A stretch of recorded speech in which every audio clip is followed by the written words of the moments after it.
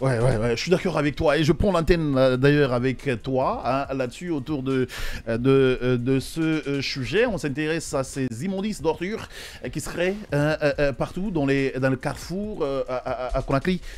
Ça devient très inquiétant. On a comme l'impression que le service de ramassage de Al Bayrak ne fonctionne plus assez. Non, franchement, on se demande aujourd'hui finalement quelle est l'importance de maintenir cette entreprise à charge aujourd'hui du ramassage des ordures et de l'assainissement de la ville de Conakry ici. Parce qu'apparemment, c'est comme si elle n'existait pas du tout. Partout où vous passez, vous avez les ordures ont fini par prendre dessus sur des artères ici. Vous voyez donc des eaux de ruissellement couler partout, même les caniveaux sont joncés, on ne peut plus, en tout cas les motards ont du mal aujourd'hui à circuler librement ici, et vous voyez souvent les eaux usées sont des eaux qui viennent souvent des douces, et puis aussi il y a des citoyens qui refusent catégoriquement de creuser qu'on appelle des fosses communes, pour en tout cas faire des chasses d'eau dans leur cours, comme il est prévu dans ce qu'on appelle le code de la santé publique aujourd'hui. Mais parlons des cas des ordures aujourd'hui, on se demande, est-ce qu'aujourd'hui c'est parce que peut-être qu'il y a une charge, l'entreprise ne parvient plus à faire face à ces charges, ces dépenses, je vais parler ici, parce qu'à un moment donné... Oui, mais il n'y a pas eu de communication là-dessus. Oui, c'est nous, ce qu'on voit, c'est qu'il y a des ordures partout et c'est rempli. Tout à fait. Ça ne se ramasse pas. C'est pourquoi on se demande aujourd'hui, qu'est-ce qui ne va pas? Est-ce que c'est parce que les dépenses, je vais parler ici, donc c'est le contrat, je vais parler de l'exécution de la part du gouvernement ici. Est-ce que le gouvernement n'exécute pas sa part d'obligation ici? Ou bien est-ce que c'est parce que c'est l'entreprise qui est défaillante ici? L'un dans l'autre ici, on a besoin quand même d'avoir d'amples informations ici. Mais quelque part, quand vous partez sur l'autoroute ici, hier et avant-hier, j'ai constaté l'emplacement des nouvelles cubes.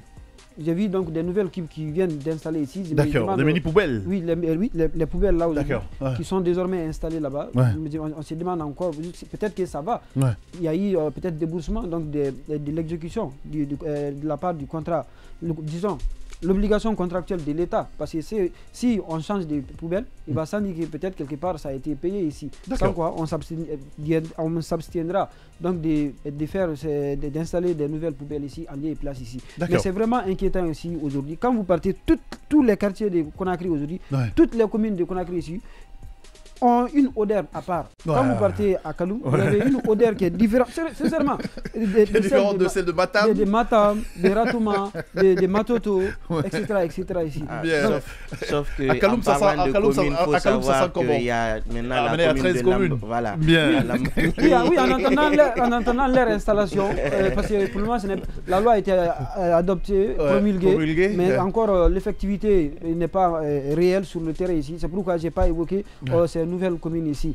Mais ce qui est aujourd'hui ici, on ne comprend pas exactement aussi quelle est l'architecture, ou si vous voulez, l'institution qui a la charge effectivement de gérer ces ordures ici. Mais ce que nous voyons en tant qu'observateurs à première vue, il y a l'ANSP qui est là et qui s'occupe de ça. Il y a Al Bayrak aussi qui est sur le terrain.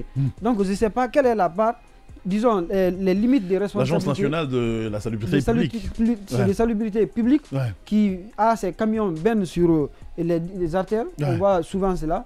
Il y a aussi, et Al Bayrak aussi, qui a aussi ses camions aussi, qui font donc les mêmes ramassages d'ordures ici. Donc on a pratiquement des sociétés qui sont aujourd'hui dans les actions ici, dans le cadre du ramassage des ordures ici.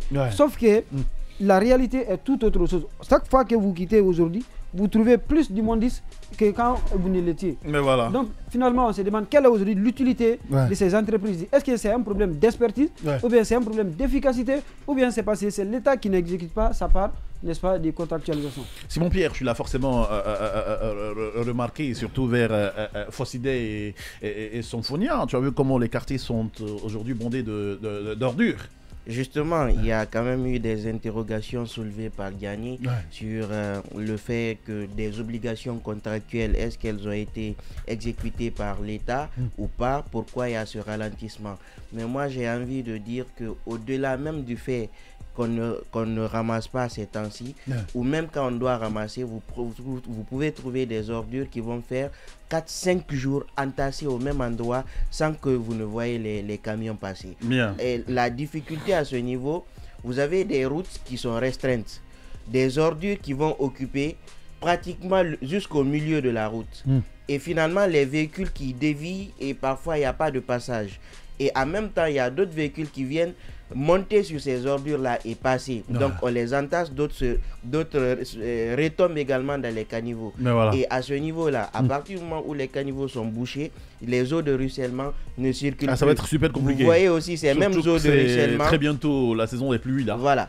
Ça va être super compliqué. Ces mêmes eaux de ruissellement remontent sur le goudron. Ça dégrade la route. Et puis en passant, vous voyez des véhicules qui versent de l'eau souillée sur des passants, qui versent de l'eau souillée sur les dames qui vont aux bordures, sur ces bordures de route là. Donc toute la difficulté aujourd'hui, le calvaire qu'on vit par rapport à ça. Et au-delà de ça, les odeurs également, parce que c'est pas que dire non, ça rayait ça ou pas, mais lorsque vous passez, si vous n'avez pas de cache-nez, franchement vous respirez, en tout cas vous ne respirez pas bien. Vous ne respirez pas bien, tout simplement. Donc du côté à partir de Fossidé, la descente, vous savez, il y a juste un pont. Et il y a même une décharge à côté. Vous remontez le pont au niveau de Yataya, là-bas, il y a des poubelles installées. Des ordures, on fait des tas de jours là-bas. Vous continuez jusqu'à Fulamadina, c'est la même chose. Et même un peu avant l'université de Sonfodia. Donc, dommage. Il faut dire quand même que le service de ramassage de ce côté-là ne fait pas bonne figure. Et c'est pas où simplement, il n'est pas prompt, ce service de ramassage. Justement. Et l'autre chose également, c'est aussi les citoyens. Parce que vous dites aujourd'hui... Parlons des citoyens. Voilà. Parlons des citoyens. Aujourd'hui, on va justement dire qu'il faut mettre les ordures dans les poubelles. Parfois, vous avez des citoyens qui ne font même pas le minimum d'efforts. Ils viennent, ils déposent où ils veulent. C'est-à-dire... Et où on veut forcément mettre, même quand c'est plein. Même quand c'est plein. Pourtant, et l'autre chose... tacitement, ces mini-poubelles sont mises pour normalement les passants. Justement. Et l'autre chose, les gens refusent de s'abonner au PME.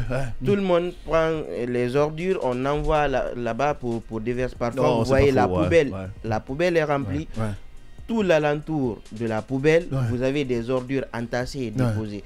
Donc, le code de l'environnement... Et maintenant, on ne se soucie plus de mettre ces ordures dans des plastiques. Justement, c'est pourquoi... Parce qu'il faut au moins les mettre dans des plastiques, les attacher avant de les poser. Il y a le code de la santé publique qui fait interdiction aux citoyens de jeter les ordures à l'état brut. C'est pourquoi il faut les emballer pour des questions de sécurité et de santé. Maintenant, au-delà, j'ai envie d'interpeller aussi les citoyens à s'abonner au PME parce qu'il y a quand même cette obligation que nous fait le code de l'environnement de s'abonner au PME pour le ramassage des ordures qui seraient dans les foyers domestiques.